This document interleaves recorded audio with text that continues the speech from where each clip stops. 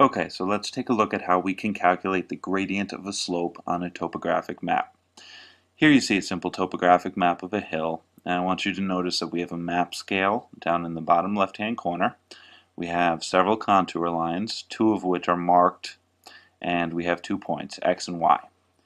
Now the best place to start is of course with the formula, so we should all record the formula for gradient, which can be found on page 1 of the reference tables. There you will see that gradient is equal to the change in field value divided by the distance.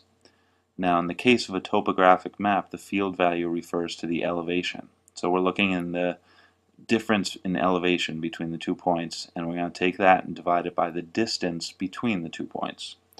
So step 1 of course would be to find that change in field value. Now if we start with point Y, it's fairly simple. The elevation of point Y is 300. You can see that clearly on the map. Y lies right along the 300 index contour. To find the elevation of X is a little more tricky because we have to figure out the contour interval. Now you'll notice up here we have an elevation of 400, which tells us that the interval is 20, giving us 320, 340, 360, and 380. And so now we can clearly see that the value for x, the elevation at x, is 380.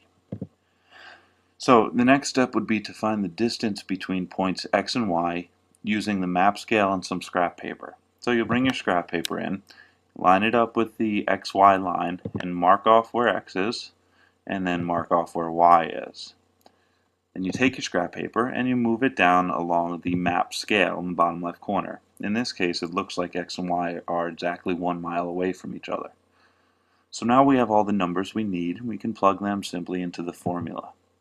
So the distance is 1 mile, the elevation of y is 300, and the elevation of x is 380. So if we plug them in, we get gradient equals 380 minus 300, that would be the change in field value, divided by the distance between x and y, which is equal to 1 mile. Then we go to our calculator and figure it out, and the gradient becomes equal to 80 units per mile. So that means this: as you travel from point Y to point X, your elevation increases by 80 units for each mile you travel. The reason we have to use units here is because the elevation is not specified as to whether it's feet or meters. So we simply say units per mile. Thank you.